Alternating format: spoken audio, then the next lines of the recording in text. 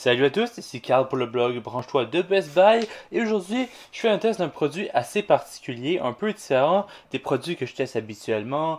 Normalement je m'en tiens aux ordinateurs, aux pièces un peu plus technologiques, mais aujourd'hui on m'a proposé de tester un tourne-disque de chez, table tournante pardon, de chez Electro Home et j'ai jamais testé de vinyle du moins à ma maison, donc j'ai voulu tester ça, donc c'est mon test aujourd'hui.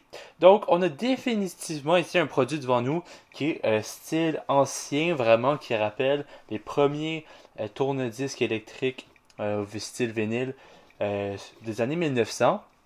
Malgré que je n'étais pas né dans ces années-là, via les images, juste avec le style général, on le voit.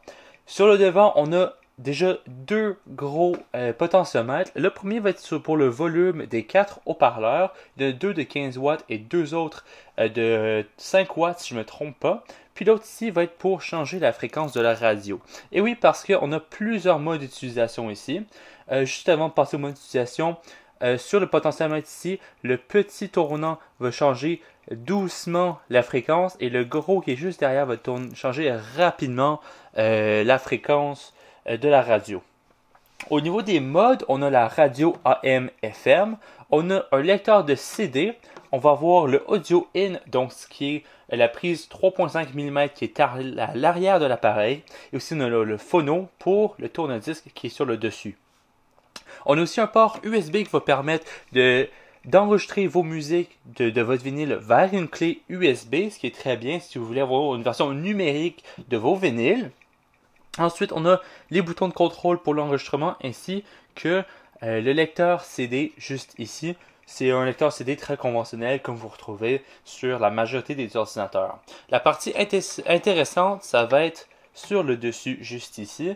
Bon, en ce moment, vous ne voyez pas très bien, mais je vous mettrai des plans secondaires dans la vidéo pour voir un peu mieux le fonctionnement. Mais en réalité, c'est juste une question de l'ouvrir, choisir son vinyle. Ici, j'ai un vinyle avec quelques chansons des années 1980. On va juste le poser comme ça. On choisit le mode de lecture. Donc évidemment, si c'est un 45 ou un 70 tours, ça va dépendre. Puis ensuite, ici, je vais le mettre au mode correspondant. On fait juste simplement allumer la radio, le mettre sur le mode phono. On lève le levier et on le place en position. Puis le disque va commencer à tourner automatiquement jusqu'on va bouger le levier. Puis après ça, on rabaisse le levier de positionnement vis-à-vis de la chanson sur laquelle on veut jouer. On fait juste baisser, ça va descendre doucement. Et voilà. Bon, je vais l'arrêter juste ici. Question de que vous m'entendiez bien. Voyez, le son est assez clair. On n'est pas sur un modèle très audiophile en tant que tel. Le son est vraiment ancien. Si vous cherchez vraiment une expérience où est-ce que le son est extrêmement précis, Best Buy offre d'autres solutions de table tournante qui sont, plus adaptés. Ici, on offre une expérience avec un son qui est agréable, mais qui n'est pas nécessairement le plus précis. Je vous laisse un instant un extrait vidéo où est-ce que je montre à quoi le son ressemble en pratique.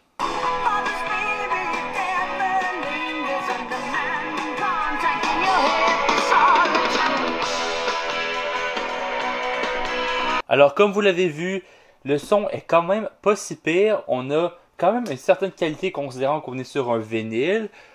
Puis encore là, d'un vinyle à l'autre, la qualité va changer dépendamment où votre pièce est sur le vinyle en tant que tel, parce qu'il y a différentes chansons sur le disque, etc. Puis chacun de ces tours-là a un différent niveau de qualité. Bref, ça c'est un autre sujet pour une autre vidéo.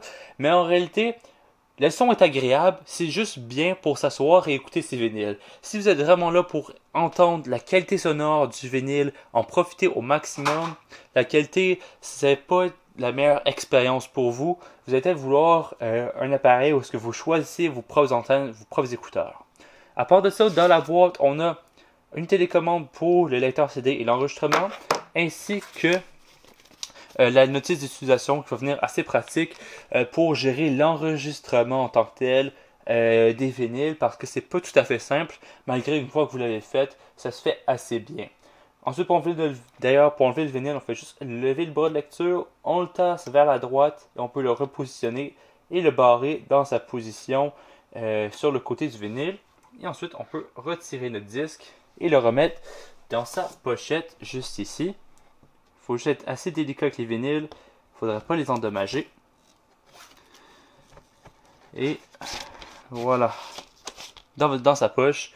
Puis voilà, donc c'est vraiment un bon appareil si vous voulez retourner dans vos souvenirs d'enfance ou est-ce que vous étiez, vous écoutez votre musique sur le vinyle, sur l'ancienne radio, avec le style un peu vieillot.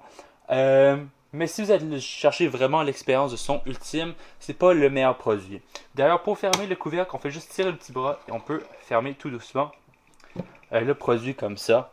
Sinon, le corps est entièrement en bois. Je crois que c'est fait en MDF, mais c'est teinté avec une certaine texture de bois.